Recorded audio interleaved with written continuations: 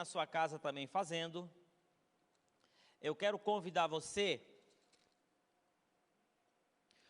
Bom, hoje de manhã eu quero falar com você sobre esperança. E falar sobre esperança, eu quero que você abra a sua Bíblia em Coríntios, no capítulo de número 15, eu leio aqui a partir do verso de número 54. Coríntios 15, 54. Olha o que diz o texto. Coríntios, capítulo 15, verso de número 54. Quando, porém, o que é corruptível se revestir de incorruptibilidade, e o que é mortal de imortalidade, então se cumprirá a palavra que está escrita: a morte foi destruída pela vitória. Onde está, ó morte, a tua vitória? Onde está, ó morte, o seu aguilhão? O aguilhão da morte é o pecado, e a força do pecado é a lei. Mas graças a Deus, que nos dá vitória por intermédio do nosso Senhor Jesus Cristo. Verso de número 58. Portanto, meus amados irmãos, mantenham-se firmes. Algumas traduções diz: sede firmes e constante, não se abale. Seja sempre dedicado à obra do Senhor, pois vocês sabem que no Senhor o trabalho de vocês não é em vão.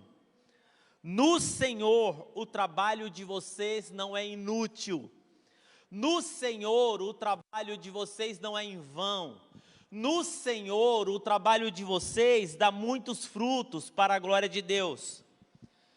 João escreve o seu evangelho dizendo o seguinte, que Jesus realizou muitos sinais, Jesus manifestou muitos sinais. E o reino de Deus mostra os seus sinais, na minha vida, na sua vida, na cidade, na família. O reino de Deus mostra os seus sinais, na terra, na vida. Agora, nesses dias, se existe um sinal que nós precisamos propagar, dizer, falar, mostrar, estar engajados, protagonizar mais, é esperança. Sinal, esperança como sinal do reino de Deus.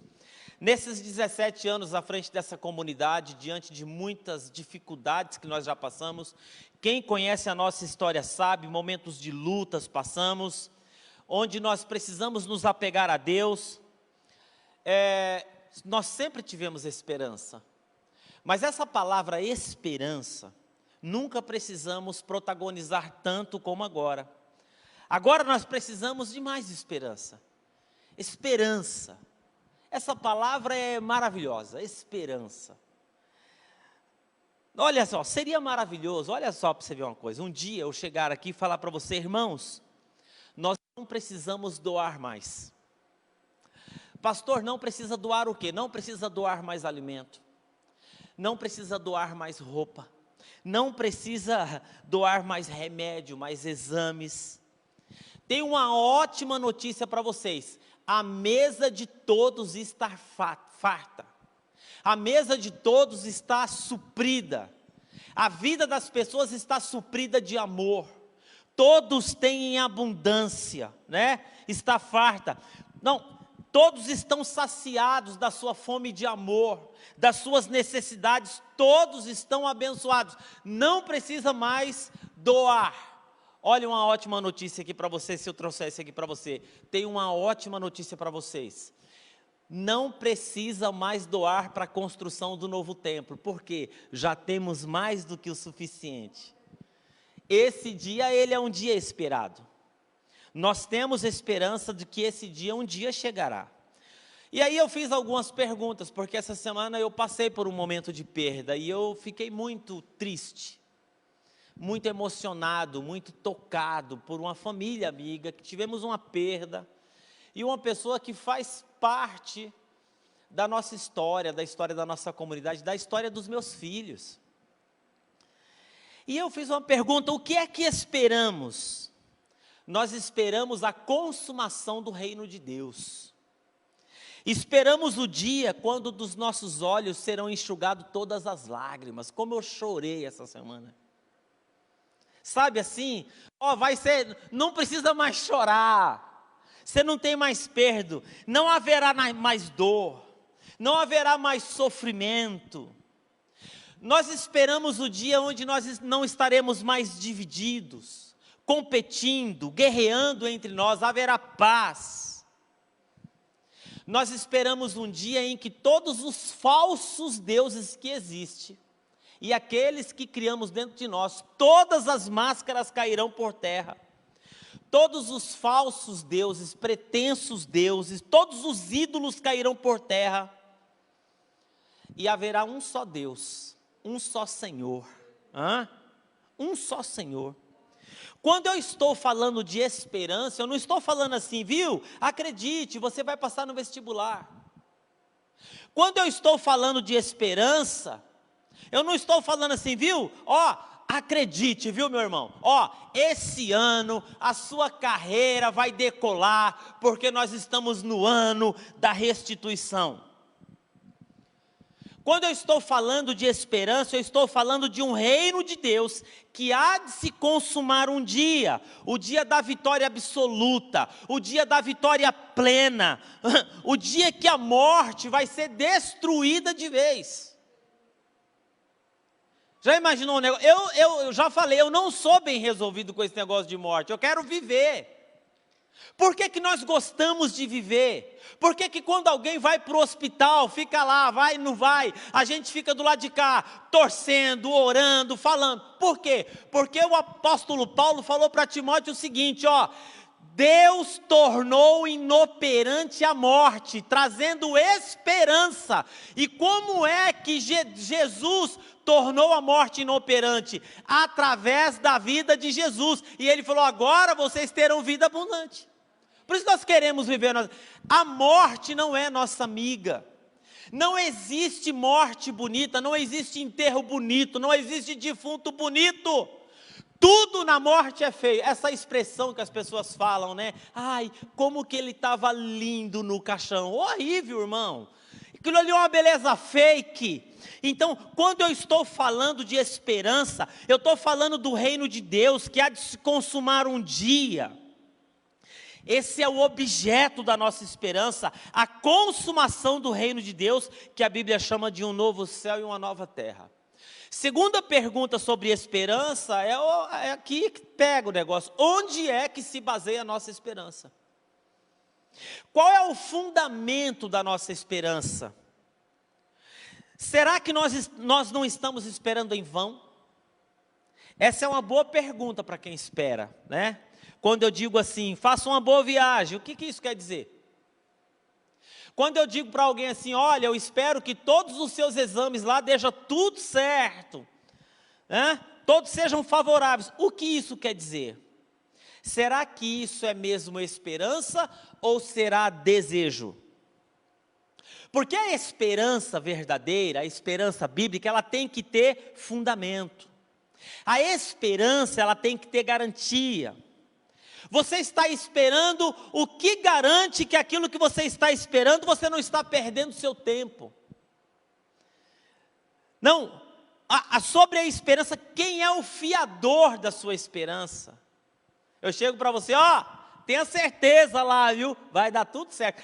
Quem é o fiador? Quem banca isso? Onde se alicerça a sua esperança? A palavra de Deus diz que nós que confiamos em Deus e confiamos em Cristo, nós temos 3 fundamentos para a nossa esperança, não existe outro. A nossa esperança se alicerça em 3 fundamentos. O primeiro deles é nas promessas de Deus. É nisso que se fundamenta e que dá garantia à nossa esperança. Segundo, na memória da fidelidade de Deus. Nas promessas de Deus e na memória da fidelidade de Deus. E a outra âncora da nossa esperança é na ressurreição do nosso Senhor Jesus Cristo. Ressurreição do Senhor Jesus Cristo, firmado como um fato histórico. Esperança sem promessa não é esperança. Esperança sem promessa é desejo. Por isso que a palavra de Deus fala assim que, Abraão esperou contra a esperança. Sabe o que é isso, cara? Você contra a esperança, não existe possibilidade nenhuma. Você coloca o pé na estrada, e por que você coloca o pé na estrada? Por que você sai? Porque você tem uma garantia, é a promessa de Deus que disse que ia acontecer as coisas na vida de Abraão. E porque ia acontecer, ele coloca o pé na estrada e ele fala: eu não me conformo nessa maneira que eu estou vivendo aqui, eu vou adiante, porque tem uma promessa, tem uma garantia. Esperança sem promessa não é esperança, é desejo. Você pode ter vontade que aquilo aconteça, alguma coisa no futuro. Mas a pergunta é: quem que garantiu que aquilo aconteceria? Não tem alguém? Não? Então, não é esperança, você só pode desejar. Esperança sem promessa não é esperança, é um ato de desejo. Esperança sem memória é superstição. Você já ouviu falar em mula sem cabeça? Você já ouviu falar em Cuca, do sítio do Pica-Pau? Eu tinha um medo daquele jacaré, daquela, né? Porque ela é uma feminina, né? A Cuca é uma lenda. Não, agora, esperança sem memória é superstição. Esperança sem ressurreição é ilusão. É vazio. O apóstolo Paulo fala aos Coríntios, no capítulo 3, ele fala assim, se Cristo não ressuscitou, a nossa fé é vã, a nossa fé é vazia, a nossa fé é inútil, e esperar alguma coisa no futuro. Então olha aí para você ver, Deus diz para Davi, olha sobre promessa aqui, o que é uma promessa na vida da pessoa. Deus diz para Davi, quando você morrer, o seu descendente será levantado como rei, e o reino do seu filho será um reino para todos sempre, para a nação de Israel. Isso é uma promessa. O povo de Israel se apegou nessa promessa que o filho de Davi teria um reino definitivo. O que aconteceu? Os profetas vieram, alimentaram essa promessa de Deus a Davi. Agora olha lá em Isaías no capítulo 7, no verso 14, diz: a virgem vai dar à luz a um menino, vai nascer um menino, e terá como nome Emanuel, Deus conosco. Eu não acredito que existe uma linguagem própria da fé, senão é essa linguagem aqui. O que é fé? Falar do futuro em tempo presente. É aquilo que é uma promessa, no tempo, mas ao mesmo tempo que é uma promessa, é um fato consumado. É por isso que quando nós vamos ver lá as expressões sobre Jesus, esperança é isso. Você diz assim, um menino nasceu. Está lá em Isaías. O menino nasceu, é uma promessa. É um fato concreto. Porque existe uma promessa. E onde existe uma promessa de Deus, é uma esperança viva. Não é uma esperança de falar assim, eu vou esperar aqui, quem sabe Deus faça alguma coisa. Se não é esperar. Não. Esperança é isso, até que Jesus de Nazaré pisa na Palestina 2000 anos depois, e diz assim, eu sou a criança esperada, eu sou o menino prometido, o reino de Deus está aqui, muitos sinais da presença, da realidade estarão presentes em vocês, e os olhos de vocês vão ver, e nós testemunhamos o reino de Deus e a sua presença através da vida do Senhor Jesus. Por isso que a nossa esperança, ela se baseia na memória. Na memória de quem? Na memória de Jesus de Nazaré. Quando nós não temos essa memória, uma esperança com memória, nós temos uma superstição. Nós temos uma relação de causa e efeito. É coisa que não tem lógica, é coisa que não tem relacionalidade, não tem inteligência. É apenas uma crença que não se encaixa na realidade, no mundo e na vida de ninguém. O evangelho não é superstição. Fernando, o evangelho não é superstição. Evangelho não é como você colocar um adesivo no carro lá. Eu creio em duende. Evangelho não se compara, porque às vezes as pessoas chegam e falam assim, o importante é crer em alguma coisa. Não, negativo, pode parar com esse negócio. Crer em alguma coisa? Não. O evangelho não é superstição, porque o evangelho de Jesus existe. Existe memória histórica, Deus esteve aqui. Jesus esteve aqui, deu seus sinais na história, muitos sinais. Acreditar em Jesus não é a mesma coisa que acreditar em mula sem cabeça. Não é a mesma coisa que acreditar em Saci Pererê. Não. Saci Pererê não tem pelo menos 6.000 anos de história.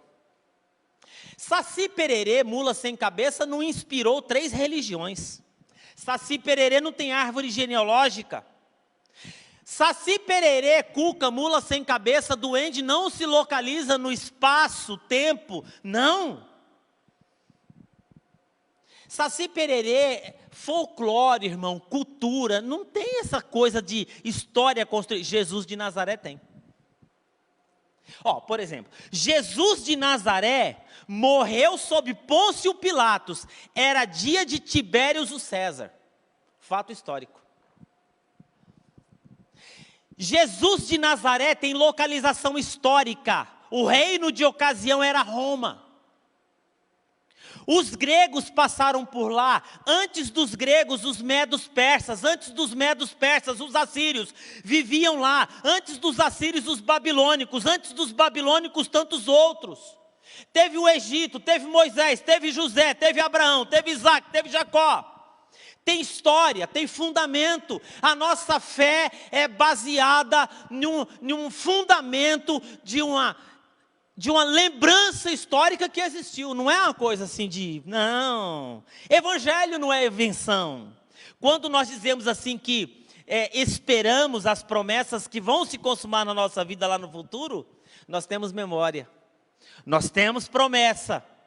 E mais do que memória, nós temos fatos testemunhados que chegou até nós. A nossa esperança, então, se baseia em memória histórica. Nossa esperança tem história. Nós cremos que Jesus está vivo, está no meio de nós e habita em nós.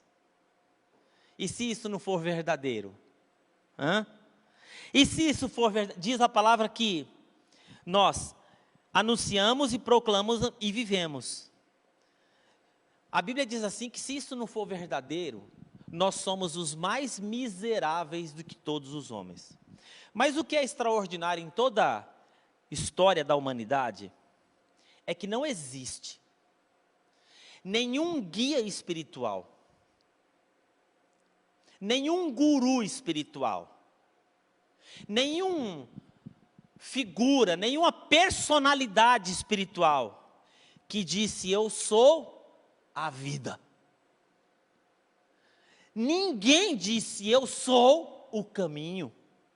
Ninguém disse: eu sou a verdade. Todos os líderes, gurus, figuras de todos os tempos, eles falam assim: eu vou mostrar para você um caminho.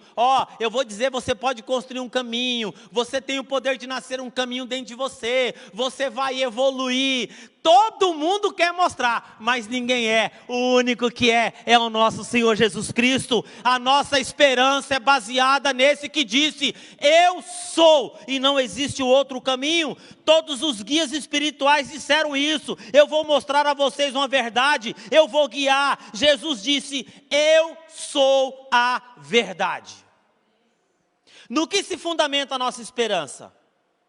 Nas promessas de Deus, na fidelidade de Deus, na ressurreição do Senhor Jesus Cristo. Mas aí alguém chega e diz para você e fala assim: tudo bem, Silas, você tem esperança, e daí?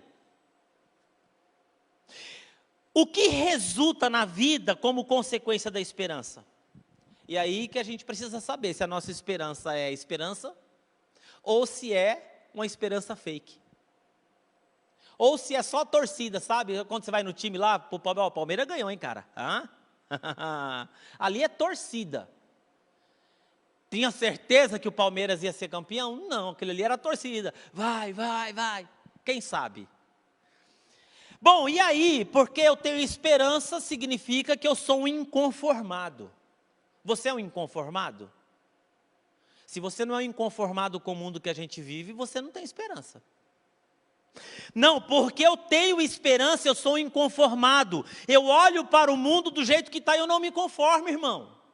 Não me conformo. Eu sou alguém que olha para uma realidade e consegue dizer o seguinte: o reino de Deus não está aqui nesse lugar. Não, eu não admito que não exista reino de Deus aqui nesse lugar. É assim que nós somos. Quem tem esperança em Jesus, olha para a sociedade e não se conforma. Nós andamos pelo mundo, pelas ruas, identificamos situações. Esse casamento está mal, eu quero uma coisa melhor do que isso. Por quê? Porque existe uma promessa. Existe uma promessa, Jesus ressuscitou para que eu tenha uma vida abundante.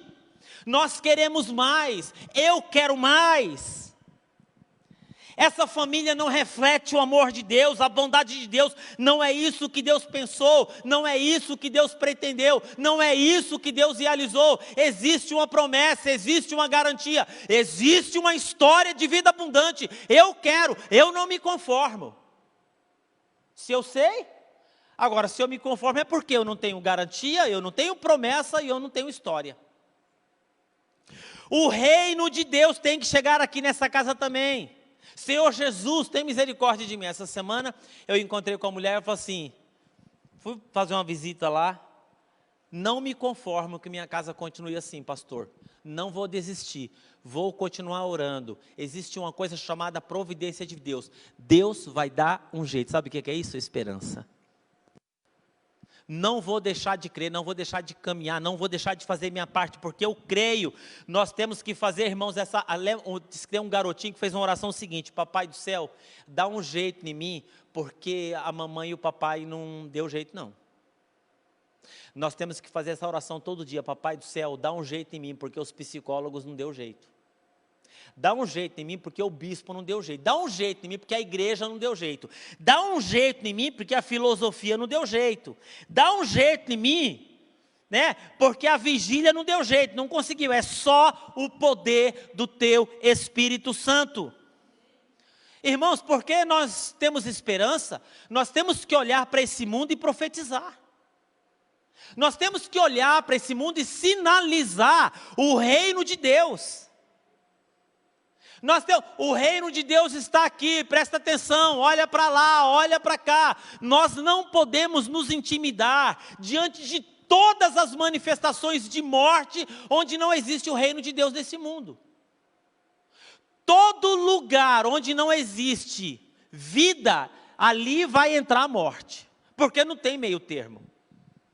A mesma maneira que existe manifestação do reino de Deus, existe nesse mundo manifestação do reino das trevas. Dinheiro de ambulância que é desviado é treva. É treva, isso aí é morte. Hospital onde não chega quimioterapia, isso aí é morte. Onde não chega o exame, onde não chega a ultrassom, onde não chega a cesta básica. A igreja, ela tem que profetizar isso. Pastor, qual que é o papel da igreja diante da pobreza? Muitos. Por exemplo, uma vez o pastor Jeremias Pereira indicou um livrinho para mim ler do Carlos Spru. E ele disse o seguinte, que a pobreza sempre vai ter no nosso meio. E qual que é o papel da igreja? Bom, depende. Aquele pobre que escolheu ser pobre para ajudar os outros, precisa da nossa o quê? Do nossa aprovação, do nosso apoio. Do nosso apoio. Tem muita gente que escolheu ser pobre para se dedicar à vida dos outros. Madre Teresa de Calcutá. Aquele pobre que é pobre porque o dinheiro é desviado, porque o dinheiro é roubado, porque o político mete a mão, porque o cara ele é cruel, o patrão não faz. Esse pobre precisa da nossa defesa. Da nossa defesa. Lembra de Eliseu, que chegou diante de Acabe? Quem é você, o profeta aí, não sei das quantas? Ele falou assim, ó. Você tem perturbado a nação, você tem perturbado Israel, você colocou ídolo, idolatria sobre Israel, é você que tem perturbado essa nação e você está destruindo essa nação. E eu venho aqui como homem de Deus dizer para você o seguinte, basta!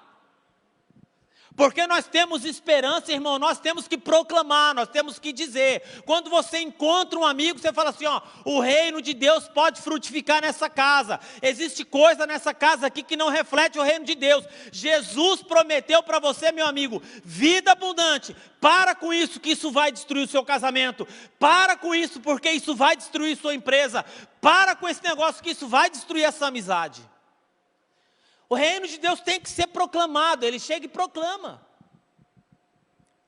A pobreza está aí, a igreja tem que se posicionar. Então, ó, existe o pobre que precisa da nossa aprovação, aquele que precisa da nossa defesa, e existe o pobre que ele não é pobre porque o cara sofreu um acidente, ele não tem os recursos, não é o problema do patrão, não é o problema do político, não é o problema da opressão, é uma calamidade que aconteceu na vida dele. Esse pobre precisa do nosso socorro. Precisa do nosso socorro. Não, porque temos esperança, temos que olhar para o mundo e profetizar, nós temos que sinalizar, o reino de Deus está aqui agora, na minha casa, na minha vida. Nós temos que ser inconformados o tempo inteiro. Como os profetas do Velho Testamento. Os profetas do Velho Testamento, eles eram inconformados. Você é um inconformado? E o fruto da nossa esperança, sabe o que é, irmão? Se nós temos esperança, é compromisso com a mudança. Se comprometer com mudança. Alguém já disse que é estupidez a gente fazer a mesma coisa e esperar resultado diferente. Isso é estupidez. Meu casamento vai mal, o que você está fazendo? Ah, estou orando. Está orando, é? Ah, não, tem que mudar, irmão. Tem que orar, mas tem que mudar. Tem que mudar o horário de chegar em casa, tem que mudar as suas amizades, tem que mudar a maneira como você trata a sua mulher, você tem que mudar a maneira como você enxerga os seus familiares, você não é o centro do universo. Tomei bomba no vestibular, o que é que faz? Tem que mudar. Tem que mudar a apostila, tem que mudar o currículo, tem que mudar o cursinho, tem que mudar as amizades, tem que mudar os horários de descanso, muda o tempo, muda a alimentação, muda alguma coisa. Quem tem esperança tem que se comprometer com a mudança. Tem que estar comprometido em ver algo diferente, se comprometer com mudança. Tem que estar aberto a se avaliar, a se reavaliar. Quem tem esperança é assim. Quem está comprometido com mudança tem que se enxergar. Porque às vezes tem gente que não se enxerga. Não dá, tem que olhar no espelho. Se todo mundo aqui na minha família está falando, isso já dura 5 anos, 10 anos, 15 anos, se enxerga. Tem que se enxergar. Se você tem esperança, agora você vai ver que muitas das pessoas falam de uma esperança, mas é uma esperança morta. Porque é uma esperança que não tem promessa. É uma esperança que não está fundamentada na história de Jesus. É sem fundamento, é sem garantia. Quem tem esperança tem que estar aberto a receber o dedo do profeta na cara, tem que estar aberto a repensar, a se abrir, refletir. Quem tem esperança tem que estar aberto ao céu. Quem tem esperança tem que suplicar. Quem tem esperança tem que ter compromisso com mudança, senão não é esperança. Agora, a esperança, ela não exige de nós apenas inconformidade e nem compromisso com a mudança. A esperança exige de nós trabalho. Trabalho. Significa que nós queremos ver o reino de Deus consumado. Temos memórias, temos sinais do reino de Deus, então nós vamos levantar as mãos para o céu e falar assim: Senhor, está aqui as minhas mãos, o que é que o Senhor quer fazer através da minha vida nessa família? O que é que o Senhor quer fazer através da minha vida nessa cidade, nessa sociedade? O que é que o Senhor quer fazer através da minha vida, na vida dos meus funcionários? Irmãos, nós somos ministros de tempo integral, nós estamos comprometidos com a mudança, porque nós temos uma esperança real. Você que é empresário, você que Deus colocou pessoas debaixo da sua autoridade, você que é pai de família, pensa, as pessoas estão olhando para você e a pergunta é: a minha gerência, o meu comando, a minha vida, a maneira como eu trato essas pessoas, está refletindo o reino de Deus? Está mostrando, está sinalizando? É isso que nós precisamos pensar como igreja. Senhor, está aqui nas minhas mãos, multiplica mais sinais para o teu reino. Olha que interessante, lá em João, no capítulo 15, Jesus chega e diz assim que encontra um cara que está há 38 anos, deitado numa cama, porque havia uma história que um anjo descia ali no tanque de Betesda. Betesda significa local onde a misericórdia de Deus se manifesta. E ele ficou 38 anos, porque ele acreditava que uma hora ele ia cair na água e sair andando. Agora, por que é que um homem fica 38 anos num tanque de Betesda? Porque durante 38 anos ele viu pessoas cair na água e sair levantando. E se ele viu, ele falava assim: uma hora eu vou cair, uma hora alguém me empurra, ou nem que alguém dê um trupicão aqui, eu caio acidental, mas é o único lugar que eu possa, que existe possibilidade de eu andar novamente aqui, então é aqui que eu vou ficar. E se ele caiu e levantou, eu posso cair e levantar. Se aconteceu com ele, pode acontecer comigo. Nós não nos conformamos com o mundo do jeito que está. Nós vamos nos comprometer com a mudança, mas nós temos que arregaçar as mangas e trabalhar, porque o dia da vitória vai chegar. Meu irmão, você que está em casa, deixa eu dizer uma coisa para você. Deus prometeu algo para a sua família? O que é que você está fazendo? Está comprometido com mudança? Arregaçou as mangas? Está fazendo alguma coisa? Minha irmã, Deus tem prometido algo diferente para você nessa relação? O que é que você está fazendo? Porque você sabe, existem pessoas que acreditam que a vida dela está completamente consolidada e ela vai viver assim até morrer, pronto, acabou. É mais ou menos assim: eu subi no ônibus da fé, puxei a cordinha e entrei, e aqui eu vou ficar. Lá no final da longa estrada da vida, como diz, como quem canta essa música? Nessa longa estrada da vida? Milionário José Rico. Aí ele entra no ônibus da fé e nessa longa estrada da vida, aí ela vai chegar lá, ou ele vai chegar lá, puxar a cordinha e descer. Isso não é vida abundante, irmão. A vida cristã é mais do que isso. É mais do que isso. É por isso que de vez em quando as pessoas chegam e falam assim: eu pensei que estava tudo bem. Pensou? Mas você pensou, mas não está. Não está. Por quê? Porque nós temos que estar comprometidos, nós temos que arregaçar as mangas, temos que trabalhar. O dia da vitória vai chegar. Meu querido, eu vou profetizar sobre a sua vida hoje de manhã. Se você está comprometido com a mudança, se você é um inconformado, se você sinaliza o reino de Deus, se você arregaçou as mangas, eu vou dizer uma coisa para você: o dia da vitória vai chegar sobre a sua vida, porque é uma promessa de Deus. Não é promessa do pastor Silas, é promessa de Deus. Pastor, enquanto não chega, é o que diz o texto. O que diz o texto? O grupo de louvor pode vir aqui. Vocês nem estavam esperando, né? Você viu que eu sou papum, irmão. Que é papum. Pastor, enquanto esse dia da vitória não chega, que eu estou inconformado, eu estou sinalizando o reino, eu estou trabalhando, eu estou fazendo, eu estou com... Enquanto a promessa de Deus não se concretiza na sua vida, o que diz o apóstolo Paulo aqui? Olha, sejam firmes e constantes, aleluia. Fica firme, cara, fica firme, dona. Só firmes e constantes? Não. Olha o que diz aqui quem está comprometido com a mudança e quem tem esperança: sempre abundantes, generosos no Senhor. Esse abundante aqui, generoso,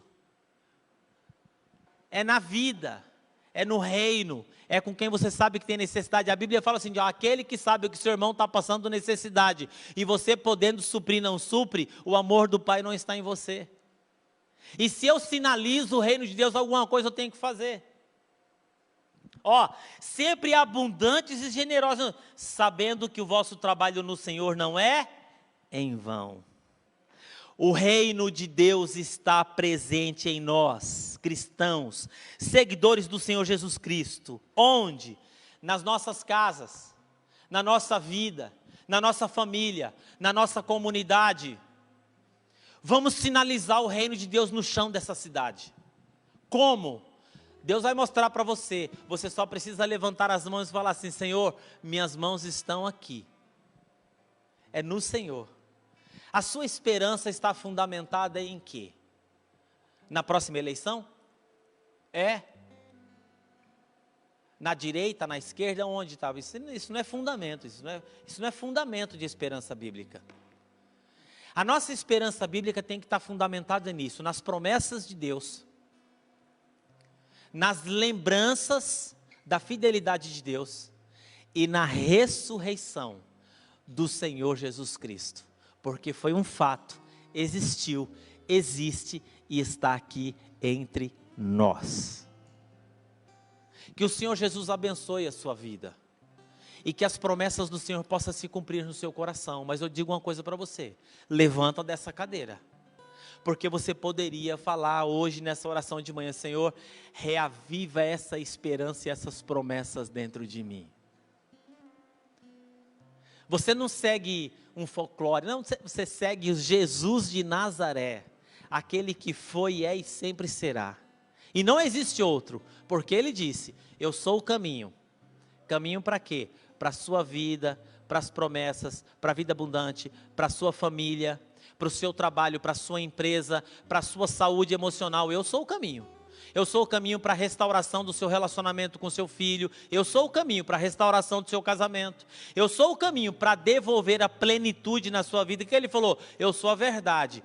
O ensinamento, a maneira, a forma que você vai conseguir isso, não existe em outro lugar. É na minha presença. E eu sou a vida. Nós vamos trabalhar. E nós vamos levantar as nossas mãos, nós vamos arregaçar as nossas mangas. Por quê? Porque nós sabemos que existe aquele que edifica o trabalho das nossas mãos. Como é que você vai levantar segunda-feira? Não sei. Eu sei dizer que a minha esperança se renova a cada manhã. Fecha os seus olhos e vamos orar nesse momento. Pai querido,